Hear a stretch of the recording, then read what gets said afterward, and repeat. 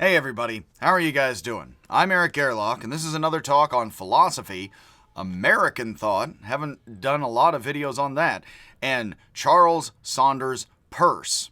Pronounced purse like the handbag, even though it does look, possibly, as if it's pierce like puncture. It is not pierce like puncture or rupture for Bataille, the Frenchman. It is purse. Again, like the handbag. So, he lived from 1839 to 1914, and he is one of the founders, along with his friend and cohort William James, of Pragmatism, a philosophy that I happen to like a lot because I happen to be into Wittgenstein. I happen to be how much he is like Buddhism in interesting ways. I highly recommend Buddhist Philosophy by Kalupahana. He explains a lot of that. And Peirce is one of the founding pragmatists, and pragmatism is similar to Wittgenstein. Wittgenstein says, am I a pragmatist? I guess I am. Really don't want to be. I will be explaining each of the pragmatists, the major pragmatists of the pantheon, before I get into more logic and then Wittgenstein. And these are also lectures for the modern European philosophy class. So I'm going to do a couple of short talks on each of the major pragmatists. William James calls it functionalism for the social sciences.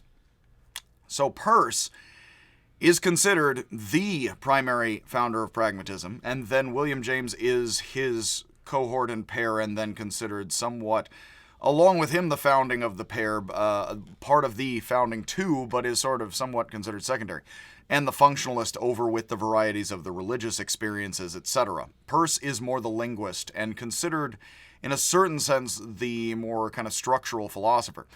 So while employed as a chemist, Peirce made major contributions to philosophy, linguistics, logic, and mathematics. He met William James at Harvard, and the two were the founding members of the Metaphysical Club of 1872. Now, funny enough, Peirce, James, and the other club members wanted to free philosophy from continental metaphysics, and from metaphysics in general. Without getting into a lot of detail, going to do a bit of Aristotle soon, metaphysics are for moderns, as Latour would call our larger tribe, quite global. For us moderns, metaphysics are rules of the rules that would be set in stone, and all sorts of activity couldn't violate metaphysical rules of logic or language or reality or what have you. But are there rules of the rules?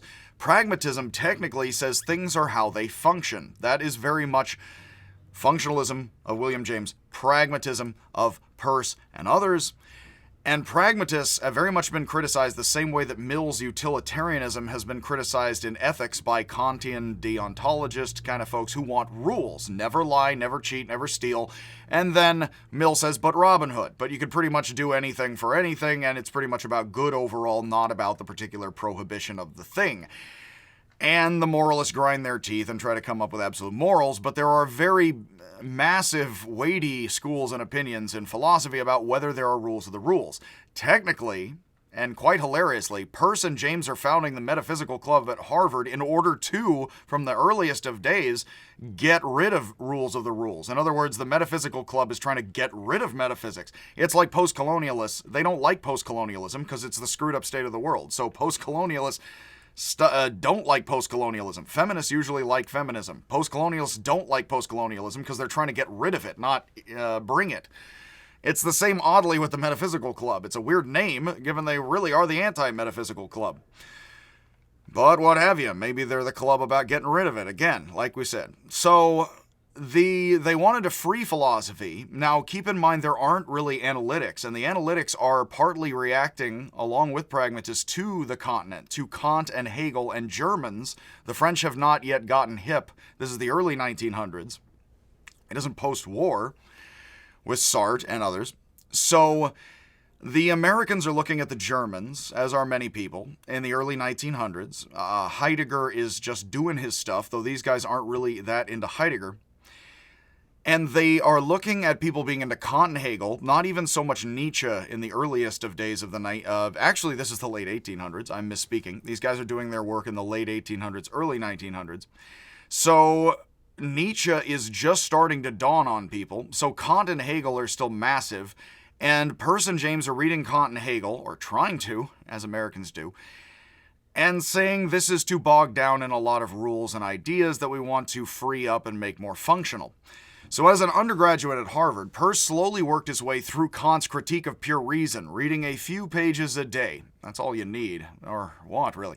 Later, Peirce lectured on logic at Johns Hopkins University, where fellow founding pragmatist John Dewey studied with him as his student, and then later Derrida tries to unseat, if he does or doesn't, Levi-Strauss in front of everyone, as I just talked about with postmodernism following structuralism and then post-structuralism.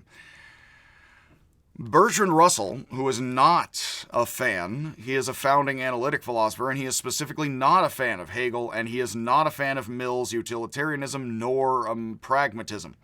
But Russell did consider Peirce, who did believe in objective truth and argued for it. William James, his friend and cohort, actually says objective truth is nowhere to be found. I prefer that everything is somewhat subjective and psychological and social sciences.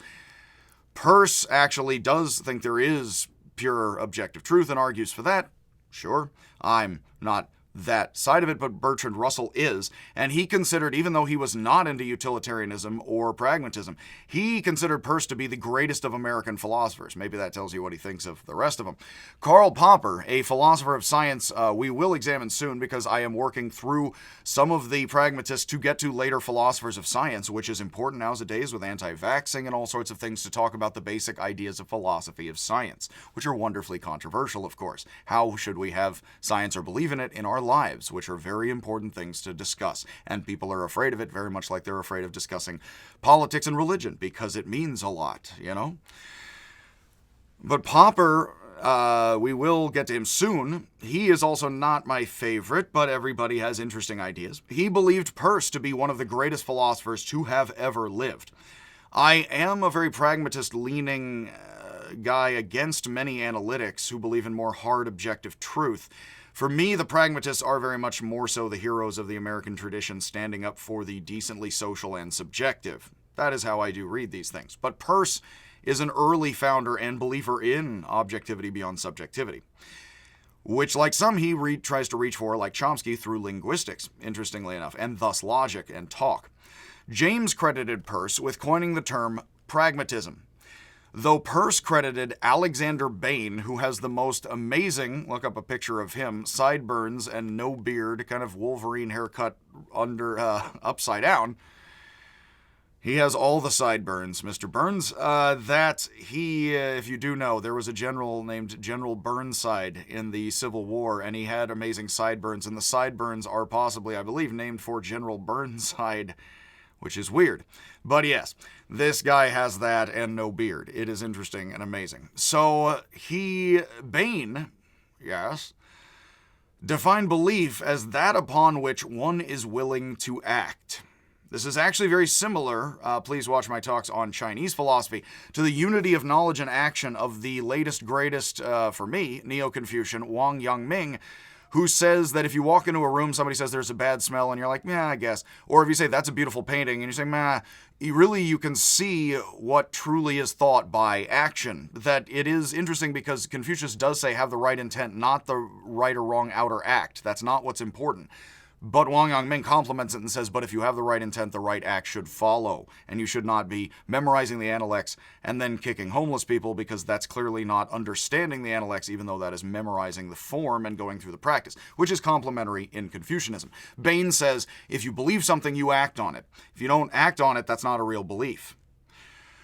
Which is an interesting sort of moralist kind of force here in pragmatism, which technically is just the position not that you should or shouldn't act, but that all is action, essentially, which is right next door, very much. So this says nothing about the abstract truth of the belief, but only that it is practically capable of inspiring action. I do believe in pragmatism very much. If people do talk about ideal science or what have you, I will insist maybe that isn't real, because I like pragmatism. Peirce wanted to clarify philosophical thinking and make it practical, so it could engage in action rather than mere metaphysical speculation. Karl Marx famously said philosophers have so far thought very much about the world, but the point is to change it. And that, oddly enough, lines up, although I do not believe Peirce was the Marxist, it does line up very much with Peirce's and Bain's maxims. Peirce adhered throughout his work to his pragmatic maxim. Consider what effects that might conceivably have practical bearing we conceive the object of our contemplation to have. It's an oddly phrased sentence. I hope I represented that faithfully. It's yes. Then our conception of these effects is the whole of our conception of the object. Which, oddly enough, he sounds very much like Hegel. Look at all the contradictory sides of things. You will find the whole of the object in those contradictory forces, he says. And Peirce says, look at how it is practical, not necessarily contradictory in back and forth Newtonian forces, which is what Hegel is thinking, and that everything would be a kind of physical mental balancing act in reality and the mind and all of that. Peirce says, look at what is practical about the thing entirely, and that is the entirety of the thing. Which is very Hegelian, except instead of contradiction, it puts in just practice. A maxim is a general rule, one that often is good to follow, unlike an axiom, which is an unproven rule that should always be followed as it is assumed to always be true. Like Heidegger, Wittgenstein, and Mill, Peirce argued that things are how they are used and to what effect. Consequently, truth is not static and abstract, but dynamic and practical. Peirce argued that human truth is always fallible, always capable of being wrong, but that the truth is objective and discoverable.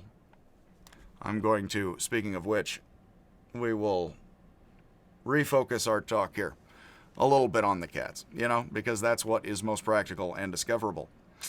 Your Honor, this is, I guess, Your Honors. They are both noble beasts. This is a bit, all of this, similar to John Locke. I have a talk on him, who argued that human knowledge is incomplete, but that primary objective qualities do exist and we can understand things as complexes, not as simples, but more that knowledge is complex. In response to the work of Kant and Hegel, Peirce argued that there are three universal categories of mind. He used the concepts of firstness, secondness, and thirdness repeatedly throughout his work.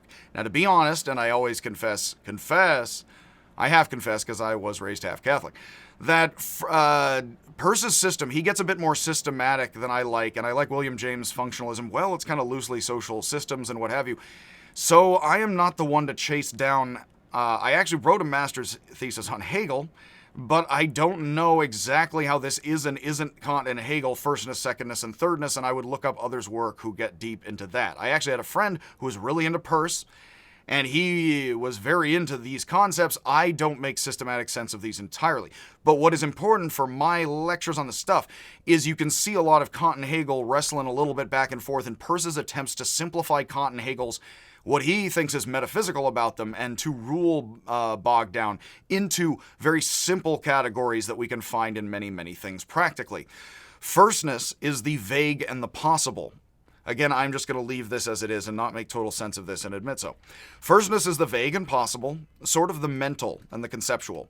Secondness is the distinct and the actual, which is somewhat the physical, like the objects in front of you as opposed to your possibilities or thinking of them, which is very Hegel because he says possibility is something mental that isn't really there, that is there, as a negative that we share about the thing. So possibilities about the orange are in a certain sense not there as certain kinds of non-beings for Hegel. The orange is there, but it isn't anything without its possibilities. And Peirce is clearly wrestling with these in firstness, the vague and possible, secondness, the distinct and actual, and thirdness is simply the joining of the two together, which is extremely Hegelian.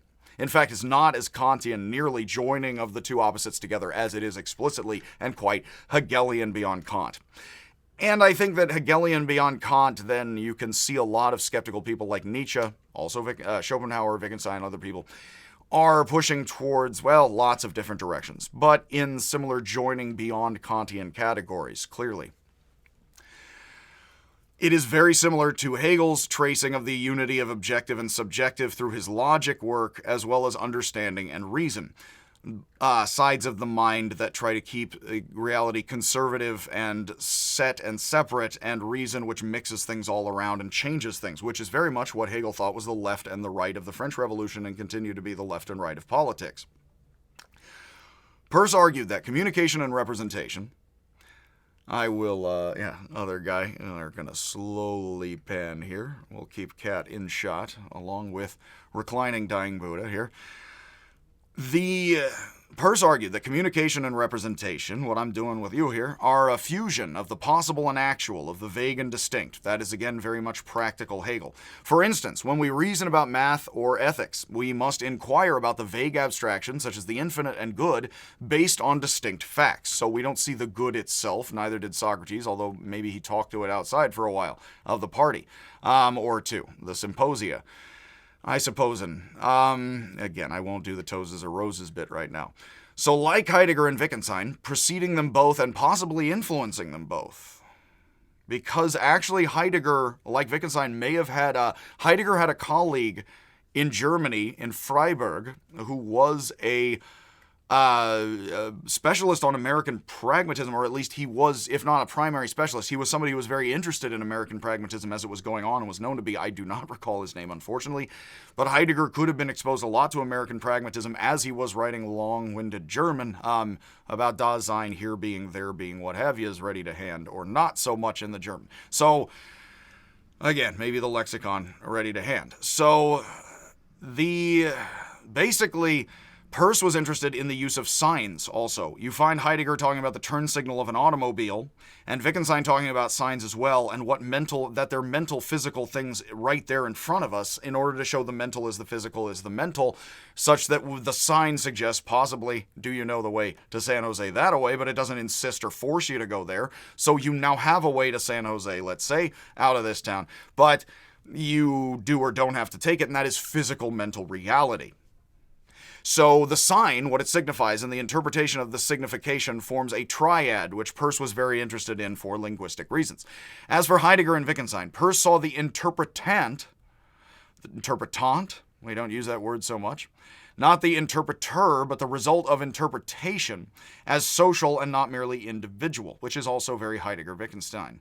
As we learn to drive, we learn what turn signals, to use Heidegger's example, mean in the culture of driving, and thus agree with each other, I gotta say, not on these freeways, in interpretations and practices. I am a Californian, so we don't need to interpret speed limit signs or anything else, and neither do the Germans. Peirce worked on a typology of signs through which he hoped to better understand the methods of human thought and logical argument. I don't personally myself, because there are none. So, there are human arguments, no logical ones, though, you know? And what have you. So, bye-bye Metaphysics and Metaphysical Club, and hello William James next. So, again, much love and much happiness, many, many a cat to me. And I will, as always, and following here with William James and other pragmatists, I will see you, if indeed, I do indeed, ever see you.